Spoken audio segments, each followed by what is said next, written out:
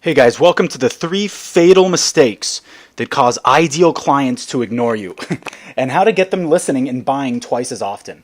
Now, that might seem like a pretty big claim, but here's the thing. With owning a business, whether you're small, big, whether you're an MLM or whether you're a large corporation, if you're trying to communicate in your marketing message to people that you want to buy from you, listen to you, take action on you, whatever it is that you're trying to communicate, there's a very specific way in which they will listen, and there are many specific ways in which they will not listen. There's a whole psychology to it. There's a science to it, to how the brain actually runs patterns in that regard. But also, there's an art to it, and we're going to go over both today. So today we have 3 missions in mind. The first is to determine what makes your customers buy, what makes them listen, what makes them take action, what's important to them. The second is to determine how to use that information in your business and in your marketing message to get them to take those actions. And then the third is to make an action plan that will double your sales influence or your actionable influence. Whatever it is you're trying to get them to do, you're going to be much more effective at it after completing the 3 missions today.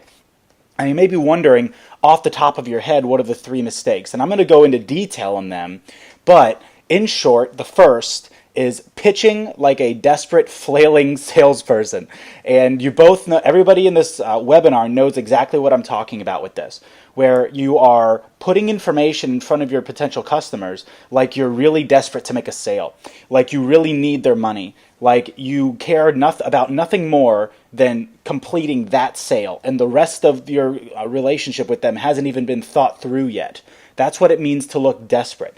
If you liked somebody of the opposite sex, you wouldn't simply keep giving them photos of you that are really good looking and then saying, buy me, or date me, or hang out with me, or kiss me. You know that looks desperate. You know that that's completely ridiculous. However, it doesn't translate into business. A lot of times we make mistakes like that on an almost day-to-day basis, especially in social media, where we're basically just posting pictures of our product and saying, hey, I've got more of this product, buy it, and it makes us look ridiculous. Anyway, I'm going to go over a couple of alternatives to that are really going to help you to get, well, first of all, it could help you to get much more than double the response, but in order to be conservative, I think we should just go ahead and keep the title the way it is for now, and then you can make a decision on that at the end. The second big mistake that we make is that we think attention means sales. What I mean by that is we think that just because somebody looks at our marketing message or receives our marketing message or clicks like on one of our Facebook posts or clicks like on an Instagram message or sees and opens an email from us, that means that it's going to convert into sales. That's almost never the case unless you're communicating to them in such a way that gets them to take action, not just delivering a message, but delivering the type of message that gets people to get up and make the move that you want them to make. So we're going to go over exactly how to do that. The third is procrastinating on improving and testing your marketing every single day. Now, most people don't do this ever in their business, not in the beginning, not in the middle, not at the end, not after they fail. And that's when they wish that they would have. But improving your marketing has everything to do with testing your marketing. So what I mean by that is as you're writing things down today and as you're getting some ideas on how to improve your communication with your potential customers and with your existing customers, you're going to be tempted to just write that information down and then kind of like move on with your life. You know, go on with the rest of your day or go on to the next webinar, whatever it is that you do.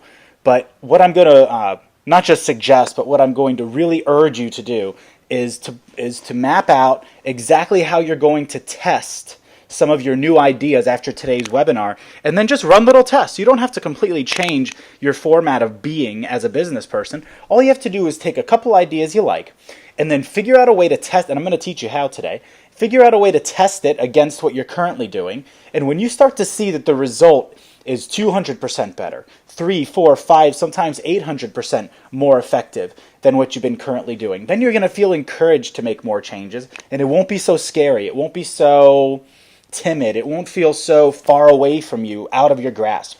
So keep that in mind today. At the beginning of today's webinar, it's essential that we get honest and that we get real with ourselves. Because in my experience, I, first of all, made a lot of mistakes in business before I came across any of this information. I learned the hard way. I spent the hundreds of hours in learning about marketing. I spent the tens of thousands of dollars wasted in marketing efforts that weren't working. And out of frustration and necessity to keep my business alive, I studied the world's best marketers and I applied them in my business. At the time, it was a martial arts and salsa dancing school that ended up doing fantastically well and ended up selling to another local school. And then I went full-time into business coaching and now helping clients do exactly what I did successfully for myself.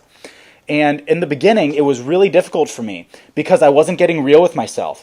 I wasn't getting honest about what I really needed to change, why I hadn't changed it, and what it would take for me to start changing it. And so it's up to us, you and I together as a team today, to come up with those distinctions. What haven't you changed? What do you want to change? What will it take to make those changes so that you can make more money? Because write this down.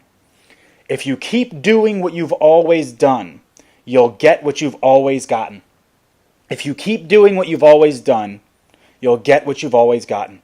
If you're really happy with how much money you're making right now, whether it's $1,000 a month or $100,000 a month, I get both quantities or qualities of business owners listening to my webinars.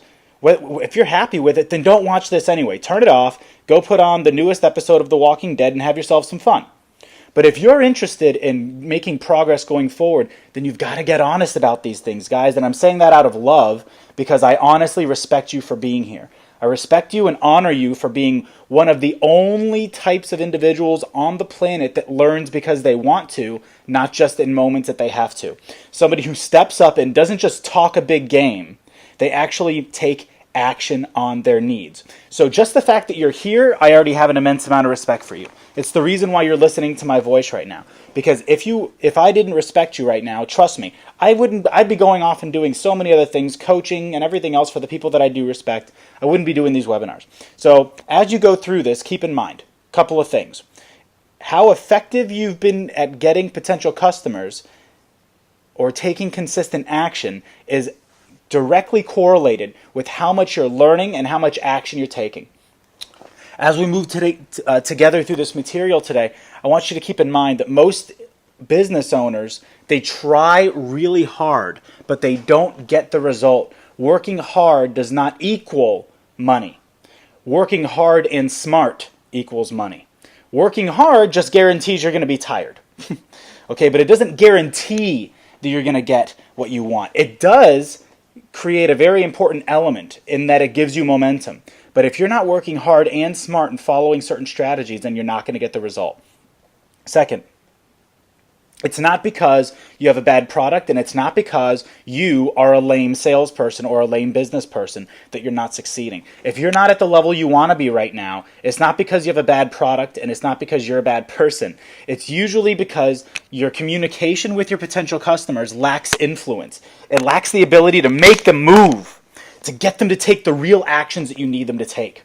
So today during this webinar, you're going to figure out exactly how to do that. But again, what do you have to do first? You have to get real about what you've been doing that you need to shift. Okay, get honest with yourself like I did. Respect yourself and love yourself enough to break away from the ignorance of believing you know it all. Because if you don't take the right actions like me and other successful individuals that I know, if you don't get real with yourself, then you're never going to get progress. Okay?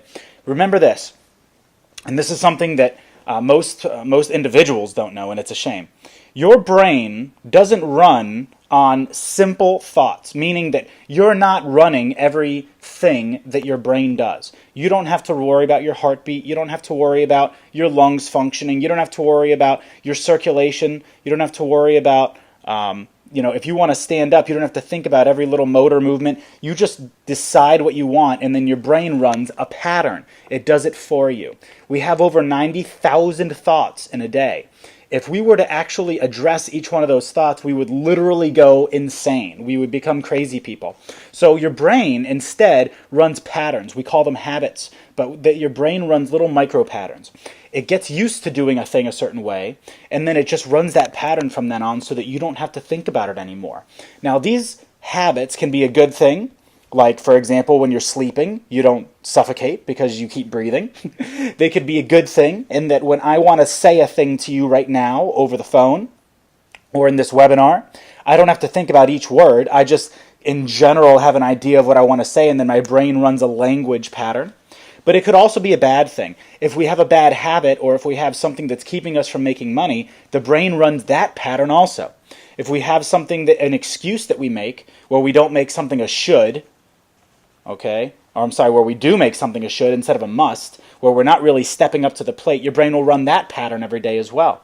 If we're used to being a quote-unquote perfectionist, then your brain will run the perfectionist pattern and it'll never take action, because remember that perfection is the enemy of action.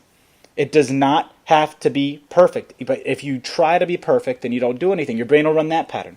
So how do we take this information about how your brain is working in patterns, and how do we use that knowledge so that we don't get ignored by our customers, but we get received by our customers and they take action on our marketing message? Well, the answer is this. Your potential customers' brains also run on patterns over 90,000 times a day. Now, the primary pattern is to avoid pain and to seek pleasure. Avoid something that would be as painful as just being annoying, all the way to as painful as being hit by a bus. And seek pleasure. Pleasure, anything from eating a chocolate chip cookie to making $1 million. Your brain will avoid pain and seek pleasure no matter what. It runs in the background. It's not conscious. It's subconscious. And part of the pain that we go through mentally on a day-to-day basis is receiving over 1,000 marketing messages a day. 1,000 advertising messages a day. And the estimate for that is a lot higher a lot of times, but I don't like to say that higher number because a lot of times it gets unbelievable for people. But check this out. People's brains are pre-programmed now to ignore sales and advertising messages. We see thousands of them a day and the brain cannot process them all, and it doesn't want to. It doesn't want to be sold to, so it simply ignores you. It will literally bypass. It will literally create a blind spot for your customers, and they will not see you, and that's why they're not responding to you. They're ignoring you not because they hate you, but because you're communicating a lot of times in a way that is more like an advertising message. Another pattern that runs is to distrust anything with sales language in it. So in other words, if you are talking in the same way as like a Target commercial would play, or a TV or radio ad, or a magazine ad, or a billboard ad, if your language is really advertisey, really markety, then the brain is pre-programmed to bypass and skip that because it doesn't cause any kind of pleasure in their life. It's not really solving a problem of theirs. Now, I know that some marketing messages are more effective than others, but for the sake of conversation today, let's go ahead and say that most of the time our brain skips it. Because if I were to ask you to list all the 1,000 advertising messages that you saw yesterday, I can pretty much guarantee you that you would be able to list one or less of them. So let's just go ahead and agree on that really quickly. Now, another is to stop listening to something that is repeated over and over again. So the brain will ignore anything that has sales language in it. It will ignore advertising messages, and it will stop listening. It will stop paying attention to messages, even if they're good messages, that are repeated over and over. It becomes numb to those messages. Okay, and I'm going to go over the details of all this. I'm just giving you an overview right now. It will stop listening to those messages. So if you're putting out the same type of email message or Facebook message or billboard message or radio message, if it's always the same, the brain will pre-program itself that I already know this information, so let's stop paying attention to it so I can give myself less to think about. Your brain does that for you guys. There's nothing you can do about that, okay? And it happens with your customers and with your potential customers also. But check this out. Now let's get into the good things, that the good patterns that your brain will run for you, and how to use that with your customers. Now, another pattern is that it will pay attention to anything that can bring it pleasure or relieve pain. So anything that matches up with what a person really desires or what a person really needs in order to avoid a certain pain in their life, that it will not only pay attention to, but it will believe, it will really get latched onto. This is where really brilliant marketers make their money. They make their mark. Another is that the brain will trust an advisor that seems to honestly and sincerely have their best interest in mind. What I mean by this is, it may not trust an advertiser. It will not listen to a salesperson, but we've been pre-programmed to listen to the authority figures in our life. If a doctor tells you something about health, even if you don't know that person, you listen. If your accountant tells you something about managing your money, you listen. If your mother growing up tells you a certain thing, you may not want to listen, but because they're the authority figure, it has a lot more hold than if somebody else told it to you that you didn't know. So check this out. Our brains will ignore and stop listening to repeated messages and sales messages. However, our brains are pre-programmed to pay attention to things that bring us pleasure or relieve pain, and or are delivered by a trusted advisor. And now I'm going to get into exactly what all that means and how you can actually use it. But do you guys understand this pre-frame material? This material that I'm giving to you up front so that you understand why someone will listen versus not listen to your marketing message? And it doesn't have to be what you would consider a marketing message. It could be just that you're having a conversation with them about the thing that you sell, but they say, man, I'd really love that thing. I really like this stuff that you're selling. However, I'm going to have to think about it. Or, you know what, I'm going to call you tomorrow about that. And then you never get the phone call. Or have you ever been in a position where someone told you they were going to take an action on your product or service and then they just never really followed through? If you're wondering why, it was because we didn't connect well enough with their pain pleasure points. And today we're going to go over exactly how to do that. So let's dive deep. Number one, what makes your potential customers and your current customers take action? Well, remember that the brain is pre-programmed to take action on things that will either bring pleasure or relieve pain. Okay? So if you want to influence a person, you have to know what already influences them. And what I mean by influence is get them to do anything. You don't have to be like, their dictator, but to get them to do a thing. That's what influence means. To get them to take an action, whether that's to buy from you or to click a link or to comment on a post or whatever it is. We're trying to be influencers. So we have to know what already influences our target customers or our ideal clients, okay? So if you want them to listen, we must speak to their needs and their wants. That's how we decide what influences them. So we have to decide, okay, I have this potential customer. What is really important to that person?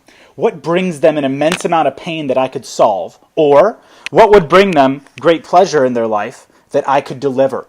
And then we have to say, how can we communicate that my product and service is something that will accomplish those things to this person? That's the only job that you have as a marketer, is to deliver a message that says, I can either bring you pleasure or ease your pain. That's the only job that you have as a marketer. Talking about your features of your product and how pretty it is, and that's bullshit. It's bullshit. Nobody cares about that. Okay? They care about what it's going to do for them. How's it going to solve their pain or bring them pleasure? So we have to decide right now, what influences your ideal customer? And I'm going to give you some examples. When I owned the martial arts school, what influenced my target market was that most of them were overweight, but they weren't really able to bring themselves to go to the gym. They were too undisciplined for it. So they figured by doing my martial arts class, they would be able to have a fun way of getting fit. They also wanted to learn self-defense. They wanted to be able to protect themselves and their families in case they were ever attacked. Now, how did I know that? Because I started asking all my customers. I started honestly asking them, hey, what is it that you need in your life? What is it that you really want? What is it that brought you to me? Or what is it that makes you buy from me? So you can ask your current customers, write this down, you can ask your current customers what it is that makes them want to buy your product. And that way you can put that message in your marketing message. So I started asking them, and they told me. And so what I started doing is I started saying, these guys are influenced by things that can help them to look better, look sexier, be healthier, live more comfortably, live longer, and live safer. That's what they really need. Okay? The pain that they have is that they're fat. Or the pain that they have is that they feel unhealthy. And what I can do for them is I can give them techniques and classes that will help them to be thinner, better looking, feel better about themselves, be healthier, live longer. So I started focusing my whole message around that. When people would come in, I started focusing on the message of, look, we can get you fit, we can get you feeling good, we can get you with a healthy lifestyle, and do it in a way that's fun and that's interactive. And people started loving that. So write this down. What already influences your ideal customers? If you don't know, then ask. If you sell, makeup or something, what influences your customers is looking sexier, looking better.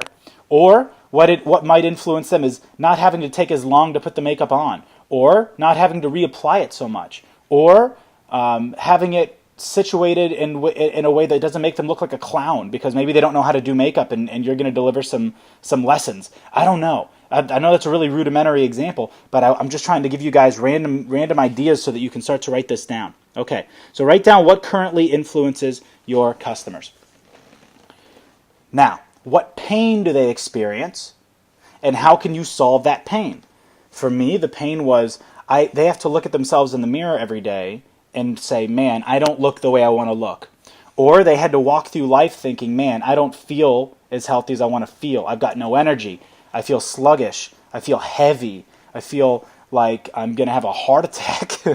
Okay? So I started being able to capitalize on the marketing message of, look, I can really benefit your life in this way. Okay? If you are selling something like real estate, for example, I mean, the needs that people have is first of all, they want a home. They want to feel safe and secure in that home. They want to feel important. They want to have a good place, a good neighborhood to live in. They want to feel safe. They don't want to feel like they're going to get robbed. They want to feel like they're getting a good deal from you. They want to feel like they're not going to have to make a lot of repairs and costly additional expenses. And you've got to base your whole communication with them on solving those needs. Okay? So, let's get into it. Advertisers pitch, advisors provide. So check this out. If I'm communicating with my ideal customers, and I've written down what influences them and what pain they experience, now I have to become an advisor to them. I have to become an advisor that helps them through those pains, that helps to give them a solution so that they don't have to experience that anymore. If I'm just an advertiser, then I just sit there and talk about my product all the time, which most of you are doing. If I was an advisor, I'd be talking about them, how I can help them, how their lives will be different, how their physique will look different, how their confidence will be different, how that's what I would be talking about. If I was an advisor, I'd be giving them tips on how to apply my product and service, tips on how to live better, healthier, smarter, whatever it is, sexier, whatever it is. If I was an advisor, I would be talking more about them and less about my damn self. So get real with yourself right now. Advertisers pitch, advisors provide. Write that down. Right now, you're probably being an advertiser. I was doing the same shit, guys. But if you want to be trusted by your potential customers, and if you want them to seek you out and hand you over to all their friends, refer you to everyone, you've got to become their trusted advisor. You've got to communicate to them like an advisor and not communicate like an advertiser, because the brain skips advertising messages and it listens to the advisors in its life. It's easier to ignore advertisers than it is to do anything else. That's what we do over 1,000 times a day. I don't want you to spend any more time pitching. So, an advertiser pitches. An advisor provides. I want you to write that down. What do they provide? Advertisers provide helpful information, relevant tips, warnings against their competition, because their competition is going to rip off these potential customers. They even give their time and energy.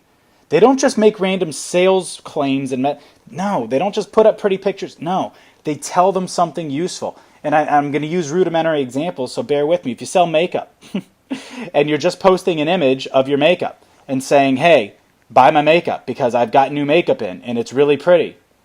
That's, especially because it's a repeat message, especially because it's a marketing and sales message. Holy crap, nobody's going to listen to that. If you're posting something about how it's going to make them look or feel, or how your current customers look and feel, or what it's going to do for them in the morning, and being able to put this on and feel great about their day, or something like that has got to be in your message. Okay, and if you're going to provide some kind of relevant tip about maybe how to apply it, or maybe how to look better every day, or maybe how to save money on makeup every day, something like that, an advisor would post. So, check this out.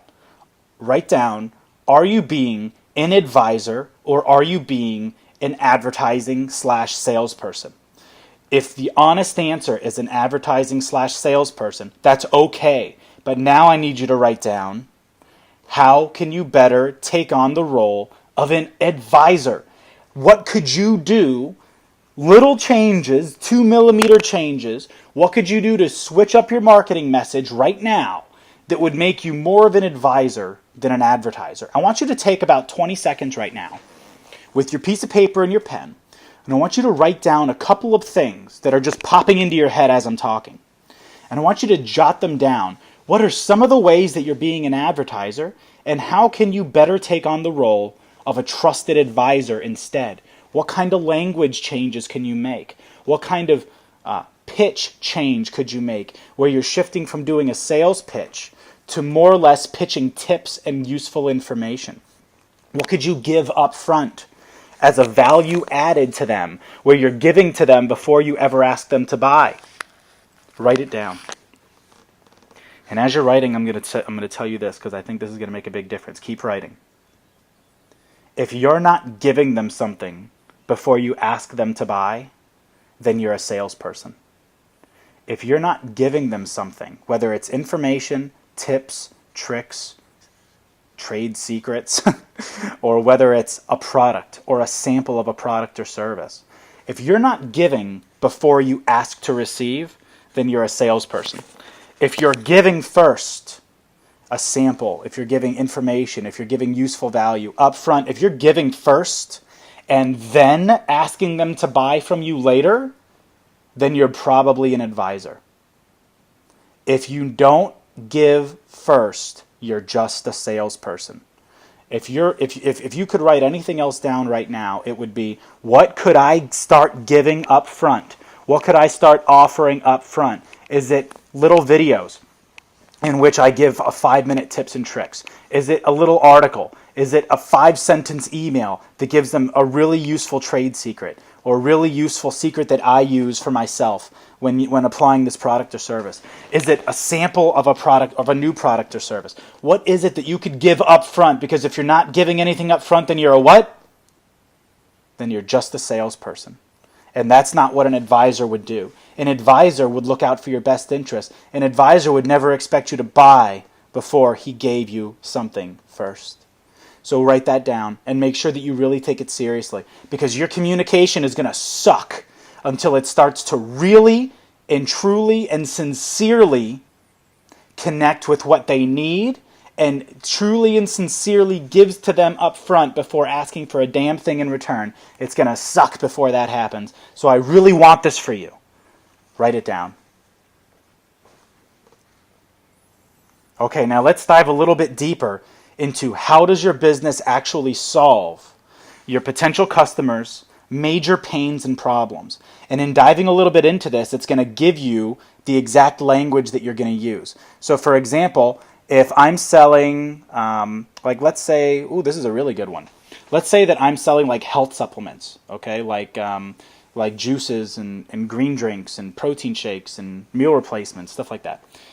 The major pain that people are having that want to take my supplement is that they don't look and feel the way that they want to look and feel. That's a big pain. Having to look at yourself in the mirror every day like that, or having to go to the doctor and them tell you that you're dying because if you don't start to shed some of your weight, your cholesterol and your blood pressure is going to stay in a dangerous region. You're going to be more likely to get cancer, all that stuff.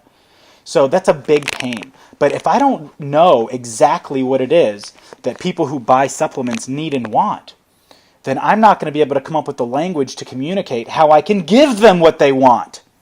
So, first we have to find a way to solve their pain. Then we have to communicate that we can solve it in our marketing message. Remember that we receive thousands of advertising messages a day. Our brain is wired to ignore it. And if it looks like advertising, it's going to get ignored. However, if it looks like something that is just honestly and truly and sincerely going to benefit them, then we're wired to listen to it. Okay, so check this out. What we want to do is consider the top issues that they have, the top needs they have, and also the top objections that people normally have to buying your product. We want to base all of our marketing around those things. So if somebody usually says, well, I would buy that, but I just don't have the money.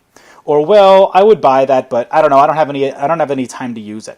Or, well, I would buy that, but I bought something like that in the past and it was just really shitty.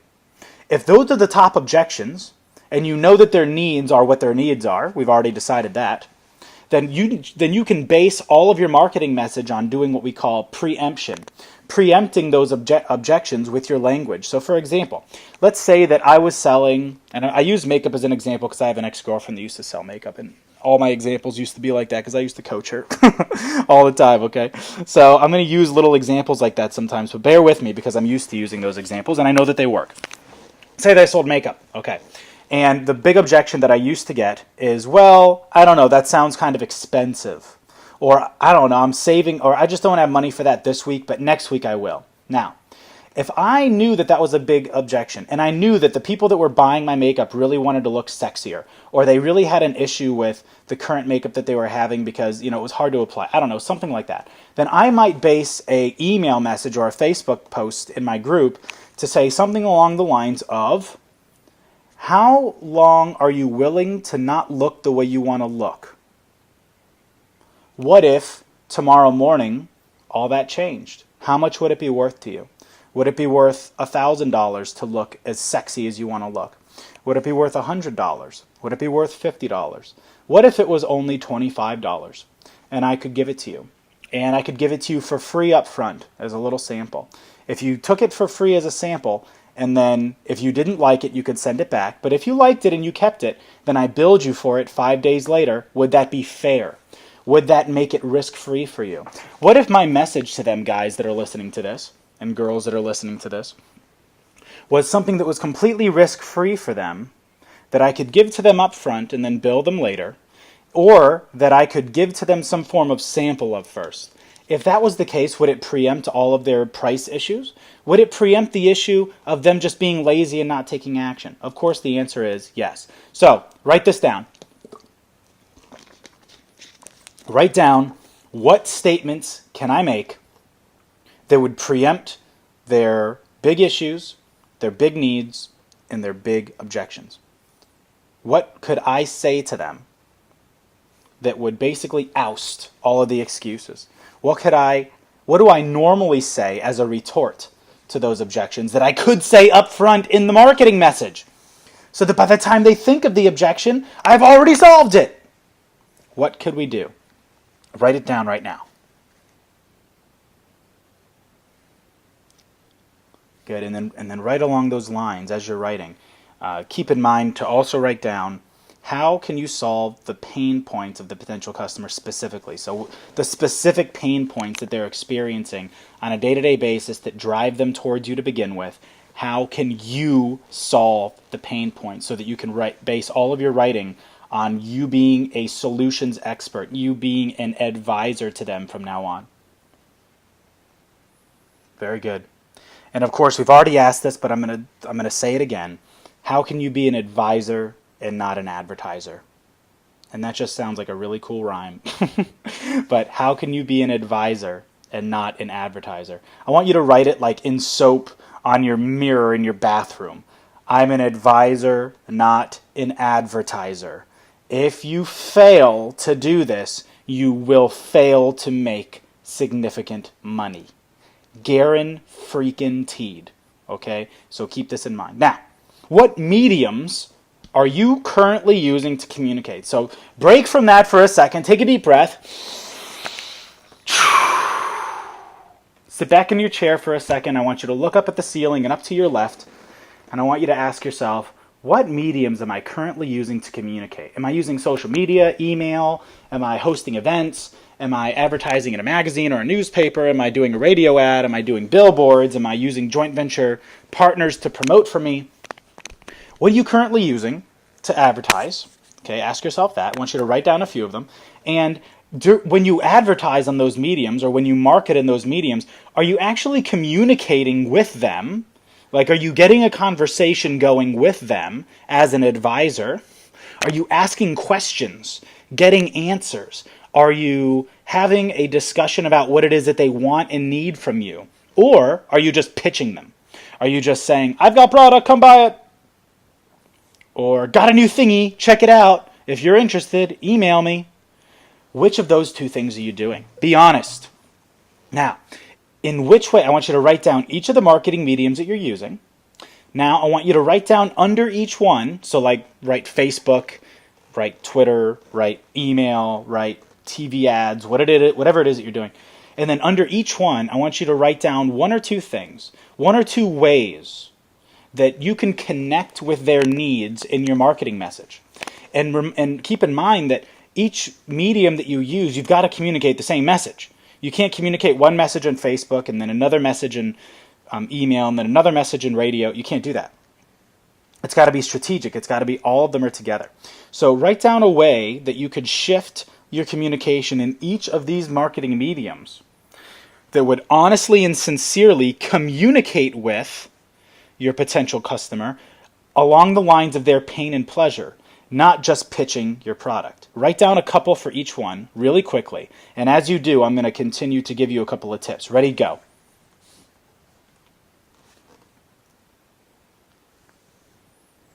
Okay, so as you're writing this down, maybe on Facebook, maybe you're posting all the same types of images all the time. And maybe you need to start mixing it up and putting some funny or interesting or hilarious or politically slightly less correct images involved so that you can get the attention but also make it relevant. Maybe your language is something along the lines of solving a daily issue rather than talking about the features of a product. Maybe your message in email asks them specifically to reply with an answer to a question or with their raising their hand and saying they're interested in a product rather than them going through the whole process of buying right in that moment because that process is too scary for them. Maybe if you're communicating with them person to person, you start asking more questions. Maybe if it's face-to-face where you're in a meeting with them, you start asking questions to them about what it is that they're struggling with in their day-to-day life that your product would be relevant to, rather than just sitting there and talking their damn ear off about your stupid product. They don't care about your product. They care about the benefits to them that your product brings them. The plastic and everything else that your product is made of, it's nonsense. The service is nonsense. It's how it's going to affect them. And how you know that they're going to get excited about how it's going to affect them is by the questions that you ask. So maybe you start asking more questions. I don't know, write a few of these down, guys. Write a few of these down. We're going to keep going from there. Okay, now this next part is going to fill in the gaps of some of the parts that are missing right now in your thought process about how to apply this. Or at least it's going to solidify the fact that you should be doing this. Okay? And that's the question of, are you being tactical or are you being strategic? A tactician does a bunch of random things. I'm going to post a Facebook message, then I'm going to send an email, then I'm going to talk to 5 people on the phone. But those 3 things aren't strategically put together in a way where you're delivering the exact same message during each of those mediums. So if your marketing efforts aren't working together with a purpose and a specific message, then they're all individual tactics. They're not one big strategy. If you can understand what I mean by this, is if you are putting the same message into each of your marketing efforts, into each of your marketing mediums, you can count on getting a much better response because someone might see your Facebook message, then they might get an email with you with the same message. And now that they've seen the message more than once, now they're more likely to take action. But if they're seeing more than one message, like buy this product in your Facebook message, and then in your email, it's like call me to join this group or buy this other product, then the brain says there's too many things for me to do here, ignore all of them. See, there's a story, or an analogy rather, of if I throw one ping pong ball across the ping pong table, you're pretty likely to catch it. If I throw 15 ping pong balls across the table at the same time, you're likely to not catch any of them. And why is that? Because the brain sees all the ping pong balls and starts reaching for all of them and doesn't target one. And so you end up dropping everything. And I know it sounds like you'd be more likely to catch something, but you're not. It's like the dog that's chasing the rabbit around the yard, and just when that rabbit is starting to get tired, he sees 3 other rabbits, and because he gets distracted by the other rabbits, he starts chasing those too. And eventually he just wears himself out. And the rabbits all get away, he doesn't catch any of them. He could have caught the first one, but he got distracted and started chasing the others. Are you doing that with your marketing? Are you putting out a different type of message every day, or maybe even more than once in a day, or maybe more than once in a week? Are you giving your customers too many things to think about? Are you giving them too many things to take action on, and now they're not taking action on anything? If so, then you're being a tactician and not a strategist. You're using tactics and not strategy. So, take a deep breath for a second. Sit back in your chair. And ask yourself, how can I be more strategic and less of a tactician? How can I centralize my marketing messages around one thing at a time so that when I put out marketing messages into all my marketing mediums, I get a much better response, a much more quality response, because I'm not just throwing things out there tactically, I'm placing them out there strategically. Think about that. Write a few of them down right now. This is extremely important. Go. Remembering the ping pong analogy and remembering the dog chasing the rabbit analogy. It's actually funny because I used to watch my childhood dog chase rabbits, and so whenever I think of that, I always think of her. And it's completely true. The same thing happens with people that are applying for jobs. Instead of like focusing on one or two really great opportunities and just drilling deep with that, really calling and showing up and offering to work for free for 3 days if it would help them to get the job, they'll scatter out a bunch of surface level resumes all over the place and then wonder why nobody catches on, nobody grabs on to the resume, because there's nothing special behind it. You didn't follow through, you didn't pummel through enough. But if you focus on one or two, you tend to get it. When I was going to undergrad and when I was getting my master's in business administration, my MBA, I only applied to one school each time. And that, to most people, is complete insanity. And guess what? I wasn't going to get in either time. And the admissions director told me that. But guess who called the admission director's cell phone every single day until I got in? Guess who showed up to the school and asked, what do I need to do between now and the time that you make your decision to admit that would change your mind? What could I do? What would I need to score? What would I need to join? What would I have to do? Who would I have to talk to? And because I drilled so deep with that, they didn't have a choice but to listen. I got a response. I got them to take action on me. And at the end, I got into top 20 schools both times. And I know that that's a weird example. And I know that the resume example is a weird example, but it's absolutely true. So let's move on, because we cannot take more than an hour in this, because I want to make sure that you have time afterwards to make your action plan. Okay. Now, and to share this with your friends, of course, so that they can purchase the same webinar and have the same benefits as you're going to get. And if you're in my mastermind group, by the way, then heads up, because we're going to be really discussing a lot of this, and I need you to go straight to the mastermind group after watching this. I need you to start posting. Okay. Now, what's the final piece of this puzzle in order to make it actually work for you? The final piece is to make a communication action plan. Now, this doesn't have to be fancy, and it doesn't have to be perfect, so do not let perfection be the enemy of action for you. Make sure that you write down your imperfect action plan, your imperfect communication action plan, now and as soon as this is over, and then we're going to go and discuss it in the mastermind group. And if you're not in the mastermind group, then you're going to click on the link below this and you're going to join it. Because if you don't, and you just walk away and you try to do this on your own, I really wish you the best, and I really think that you probably can if you're one of those super disciplined people. But we all know that when we have a peer group that's helping us to sort through it, when we have people around us that are doing the same thing and that are encouraging us and holding us accountable and exchanging ideas with us, we're 4 to 5 times more likely to succeed with the material. Anyway, making your communication action plan. Write this down. A life unexamined is not worth living. A life unexamined is not worth living. I want you to examine.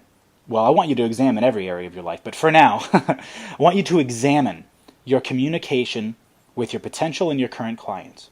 And if you don't examine it, then it's not worth having. A business unexamined is not worth having. A life unexamined is not worth living. A relationship unexamined is not worth having. Because guess what? They all fail at the end of the day if you're not examining them, determining what you could do to improve it, and then doing those things. So let's examine this. And by the way, I do this with my business every single month with my partner. And we come up with ways that are honest and true ways to improve what we're doing. I honestly ask myself, where do I suck? And how can I get better? And that's just me being really frank with you. And I want you to do the same for yourself right now. Get real. A life unexamined is not worth living. So let's make some real decisions right now. What 3 communication changes would double your response rate? And you may have already written these down. Write them down again. Only now you're writing them on a separate piece of paper or on the back of the page you're currently writing on. and you're writing it as your communication action plan. Communication change number one. I'm going to give you some examples. Communication change number one. I'm going to stop posting the same damn thing all the time in all my Facebook posts. Communication change number two. In my emails, I'm going to start each email with 2 sentences that say nothing about me or my product and only talk about the pain or the sought after pleasure that my customer is after to get their attention. And then after I say that, I'm going to go into how my product is going to solve that pain or how it's going to help them pursue that pleasure. Maybe communication number 3 is whenever I talk to someone in person about my product or service, I'm going to ask them 3 questions. 3 questions that will help to reveal to me exactly what it is that they need, want, desire right now. Or will help to reveal to me what pain that they're experiencing right now that I can solve. One question that I always ask my potential clients, because I'm a business coach, is if you could change anything about your business right now, what would it be? What do you wake up with every morning and you feel that stressed out feeling in your stomach because you know you have to go deal with that thing about your business? Is it low revenue? Is it employees not performing properly? Is it that you're not making any sales? Is it that you're breaking even at the end of the month and not making any money? What is it? Another question that I ask is, if we worked together for 3 months, what would have to happen in your life in order for you to feel like it was worth it? What change would have to happen in your life and in your business for you to feel like it was worth it? Another thing is, if you could describe your primary goal, the biggest goal you have for your business and your life right now, what would it be? And guys, when I ask those questions to my potential clients, guess what it gives me on a silver platter? It gives me their top needs, their top pain points, the pleasure that they're chasing, and it tells me exactly what influences them. Remember, if you're going to influence a person, you have to know what already influences them. Now, how do you know? Well, you can guess like an idiot. But guess what? Assuming makes an ass out of you and me. Anyway, you can't assume. You ask. You ask specific questions. So maybe you write down something like that in your communication. I don't know. Whatever the 3 communication changes that would double your response rate, I want you to write a few of them down right now. Now, after you write those down, what testing are you currently employing in your business? Meaning, are you testing various Facebook message strategies? Are you testing a couple different ways of communicating in your emails? Are you testing a couple different ways to communicate with your groups and your webinars, or with your in-person sales, or with your phone sales? What are you doing? What are you testing? Are you testing different types of images, different types of offers? Are you testing different ways of presenting the material, such as, buy this product is one way, or try this product is another way, or try it and if you don't like it, I'll give you your money back is another way, or try it and if you don't like it, then I'll buy it back from you is another way of languaging it, or buy this product and I'll give you this other product for free, knowing, by the way, that if they take on that product, they'll end up buying from you 100 more times that same product. What things are you currently testing? And what 3 tests can you try to see what result you'll get in your sales? So, this is what we're writing down in our communication action plan, Right Meow. We're writing down 3 tests that you could employ that would help you to start to gauge what works and what doesn't work. You probably already know what doesn't work, and it's probably what you're doing. Okay? Let's be honest. Now I want you to write down a few things you could try that would get you a better result, possibly get you a better result. Write them down right now.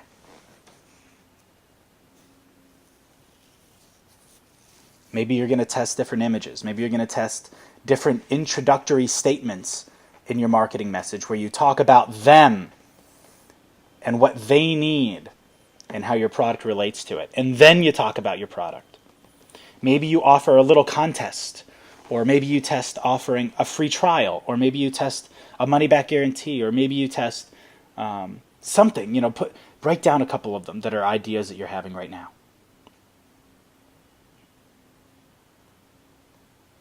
Okay, now the final step in creating your communication action plan is to break the patterns. Remember that right now, your brain is running on patterns. The fact that you can understand my language right now is because your brain's running a language pattern. The reason why you know where to go if you have to go to the bathroom is because you've done it before. And your brain, you don't even have to think about it, your brain goes there. The reason why you know how to chew and swallow is a language, or is a brain pattern. It already understands. You don't have to think about each chew. The reason why your heart is beating right now is because your brain is sending an electrical signal to it every, quarter second or whatever it is. And it's keeping it moving because it's running a pattern. Your current patterns are going to want to keep you from making these changes. You're not going to wake up tomorrow and naturally make these changes. You're going to wake up tomorrow and do the same damn thing you've been doing for the last few months. So, what do you resolve to do this week? What are you going to write down into your calendars, into your to-do lists, into your jam sessions? If you've been listening to my previous webinars, then you know how to put together 1.5 and 2-hour jam sessions for yourself. What are you going to put into your work sessions? What are you going to actually write out into your daily plan? What actions are you going to write in to take? What are you going to remind yourself of every day that will make this action plan go from a theoretical, cool-looking page of notes to double your communication response?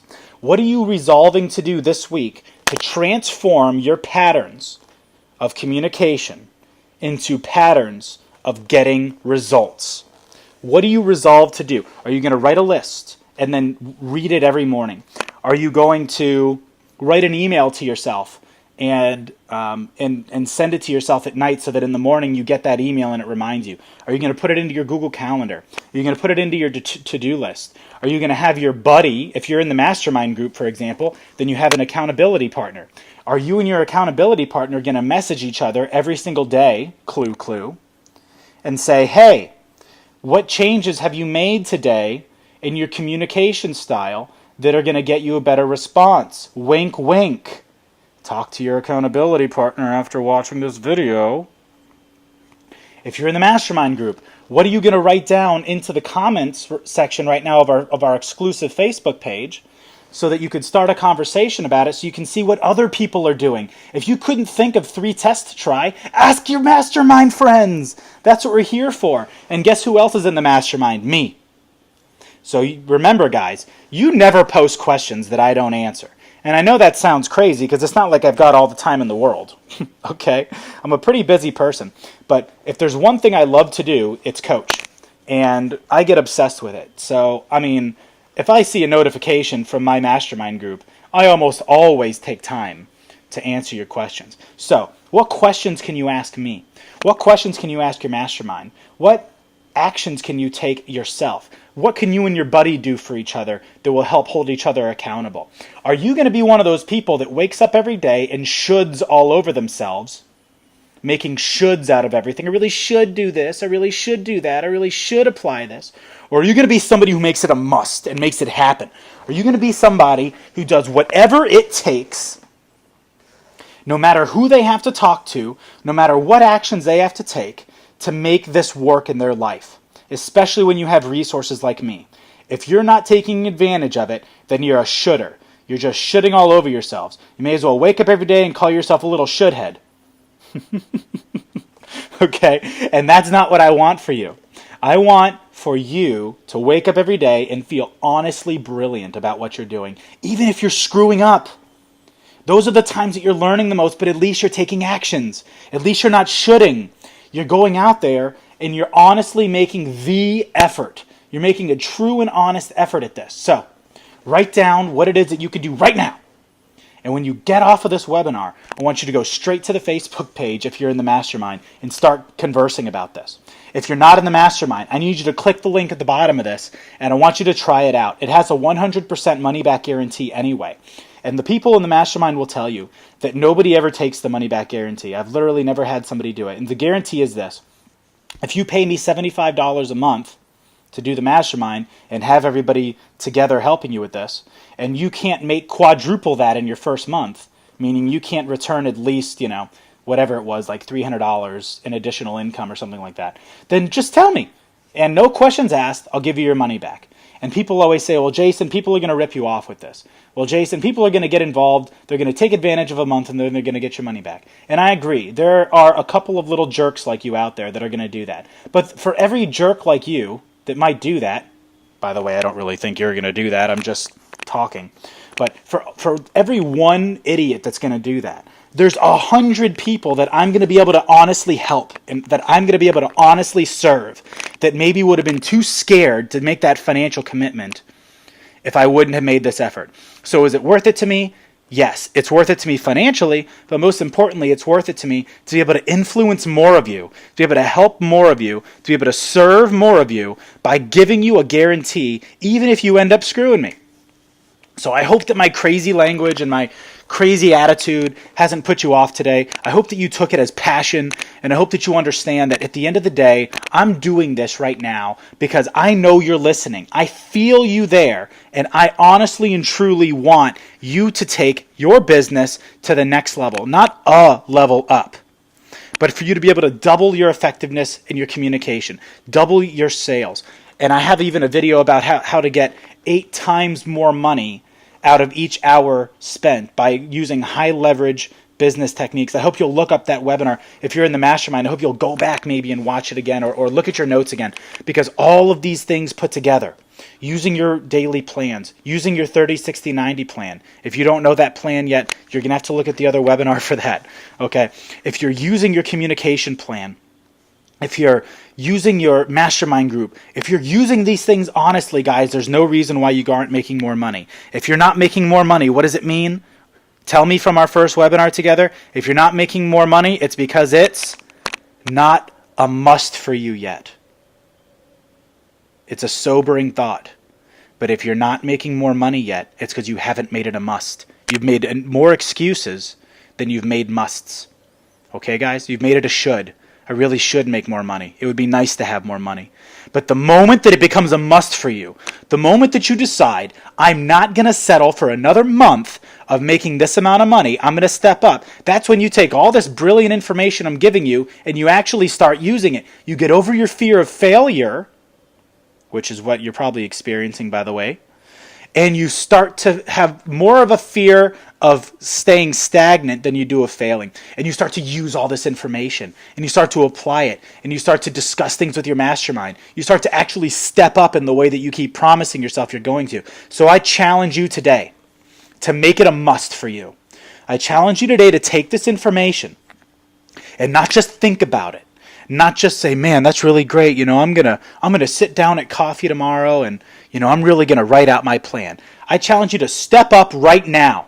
Make your plan. If you don't know what the heck else I'm talking about with the mastermind and whatnot, then take some action on it, for God's sakes. You're not gonna lose any money anyway. If you don't make money with it, I'm gonna give you your damn money back. I challenge you, if you're in the mastermind, to start discussing this now. And don't just say, man, that was a really great webinar. But tell us really what you got from it. Because guess what? One of your other, mates, one of your friends that is listening to this in the mastermind group may not have gotten that. So you're going to serve them.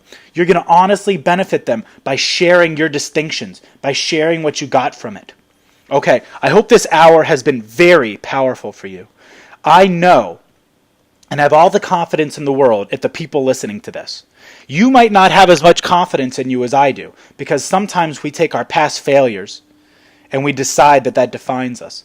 But I have every bit of confidence that the next step that you're going to take, as long as you take it, is going to be a successful one. Whether it makes you money or whether it gives you a powerful lesson. And whatever it is that you are going to take, I challenge you to talk to me about it personally. Write a comment into this video or into our Facebook group and tell me what you got from this video. Tell me what you want to get from this video. Tell us what you want more information on. Say something. Speak up, because we respect you. We want to hear from you. We love serving you. And I'm talking for myself, and I'm talking for everyone else in this group. So step up. Make sure that today that you take as much action as you can before leaving this webinar, before shutting down your computer for the day. And remember at the end of the day that I have the utmost respect for you.